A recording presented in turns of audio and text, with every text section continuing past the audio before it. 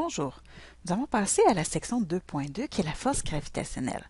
Mais pour passer à cette session-ci, ce qu'il faut voir, c'est qu'il y a deux concepts vraiment différents, la masse et le poids.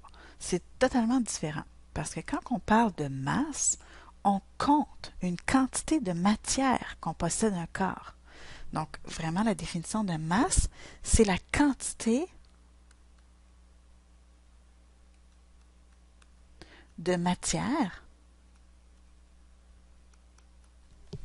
que possède un corps.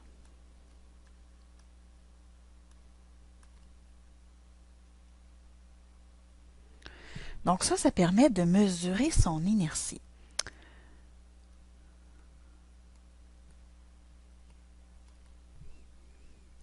Donc l'inertie, c'est quoi dans le fond? C'est la propriété de la matière qui fait que le corps ne peuvent par eux-mêmes modifier leur état de mouvement. Ça veut dire que si on a un corps, lui-même n'est pas capable de changer, de passer d'un état de repos, par exemple, à l'ayant une vitesse. Il faut qu'il y ait une force qui s'exerce sur lui pour être capable de changer son état. Évidemment, plus la masse est grande, plus il est difficile de changer cet état de mouvement-là. Donc, s'il est au repos, on veut déplacer un objet, mais plus sa masse est grande, plus c'est difficile de le déplacer.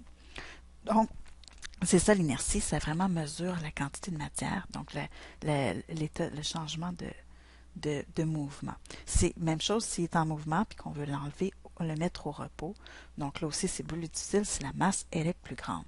Donc l'inertie, plus la masse est grande, plus c'est difficile de changer son mouvement. Son état de mouvement. OK. Donc ça, c'est pour la matière, la masse, dans le fond. Le poids, lui, c'est plutôt la force gravitationnelle qui agit sur le corps. Donc ça, c'est une force, dans le fond. C'est pas une quantité de matière. Donc le poids, c'est la force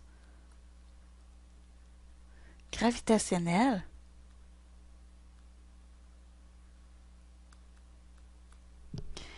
agissant sur un corps.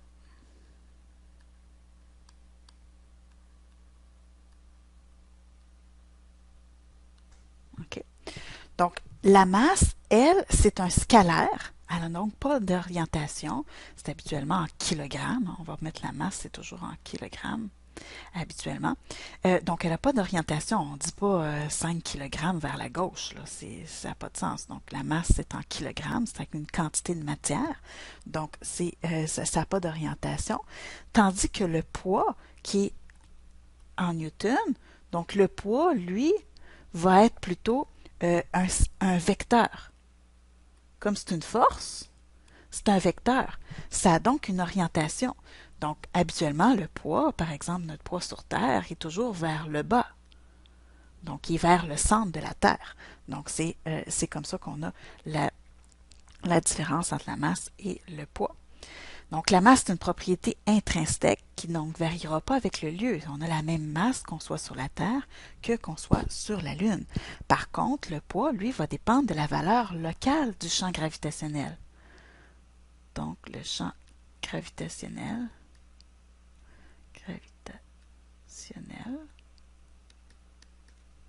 G. Donc, ça va dépendre du poids. Le poids va dépendre de la valeur locale du champ gravitationnel G. Donc, le poids va être vraiment relié à la masse selon l'équation suivante.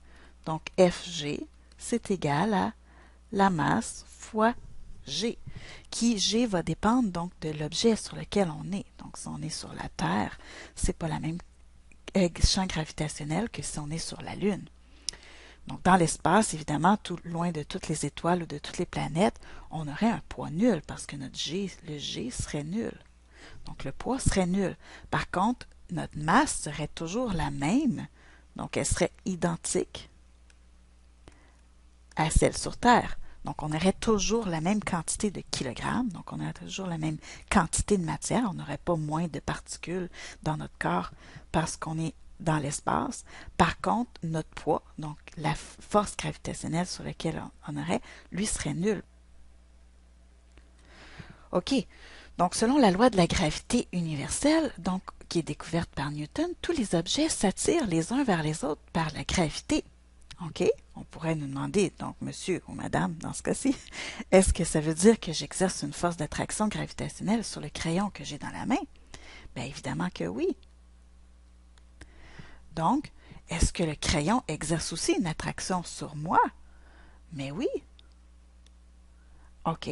Donc, laquelle des deux forces est la plus forte? Bien, il n'y en a aucune. Dans le fond, les deux sont égales. Donc, aucune. Elles sont égales. OK. Donc, cette force ne doit pas être très forte quand même. Effectivement. Elle est très faible. Elle est beaucoup plus faible que celle qu'on a par rapport à la Terre, parce que la force gravitationnelle va dépendre des masses des objets. Et donc, si on a la force gravitationnelle entre deux objets, qui est ici, donc on a la force gravitationnelle avec une masse M1 et M2, la force qui s'exerce sur les deux. Donc, évidemment, c'est la même parce que c'est la troisième loi de Newton. On nous dit que action-réaction, s'il y en a une qui exerce une force sur l'autre, l'autre exerce la même force dans le sens inverse. Donc, c'est ce qu'on voit ici. Mais ça va dépendre de la distance r à laquelle on est également. Donc, la force gravitationnelle, Fg, va être donnée par la formule G, qui est une constante gravitationnelle, qui vaut 6,67 fois 10 à la moins 11 newton mètre carré par kilogramme carré, fois M1, qui est la première masse, fois M2, divisé par le rayon, donc la distance au carré. OK. Donc, si on veut connaître, par exemple, la force qui s'exerce entre ma main, la masse, dans le fond, et notre masse à nous, et la masse d'un crayon, bon, on pourrait calculer cette force gravitationnelle-là pour voir si elle est vraiment faible.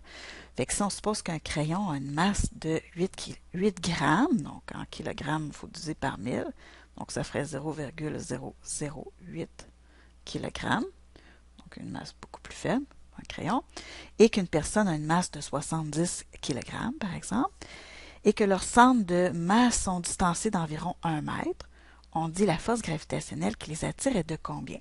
Donc, pour trouver ça, on prend Fg, donc qui est égal à G, fait que c'est 6,67 fois 10 à la moins 11 newton mètre carré par kilogramme carré. Je ne mettrai pas les unités pour qu'on ait avoir assez de place. Fois la masse M1, donc la masse du crayon, c'est 0,008 kg, fois la masse M2, qui est la personne, donc 70 kg, et on divise par 1 mètre au carré. Donc, si on fait ce calcul-là, ça donnerait une force gravitationnelle de 3,73 fois 10 à la moins 11 newton. Donc, on s'entend que c'est vraiment très faible. 10 à la moins 11 newton, c'est une force qui est très, très faible. Donc, c'est un corps qui génère un champ gravitationnel autour de lui. Ben, un autre objet qui est placé à proximité subira le champ gravitationnel du premier et il sera attiré vers lui. Donc, si on a un corps qui est proche d'un objet, donc un autre objet, ça va créer un champ gravitationnel, ça va générer un champ gravitationnel. Si on regarde par exemple la Terre, qui est une très grande masse, elle va pouvoir générer un champ gravitationnel. Et donc, si on a un objet qui est près du champ gravitationnel de la Terre, ben, il va subir, il va se sentir attiré vers lui. Donc, si on considère par exemple, on pourrait calculer cette grandeur-là, on dit soit un objet A de masse MA qui exerce une force gravitationnelle sur un objet B de masse MB. Donc, en fonction du champ gravitationnel de A, la force de gravité qui s'exerce sur l'objet B serait de Fg qui est égal à MB fois G. OK?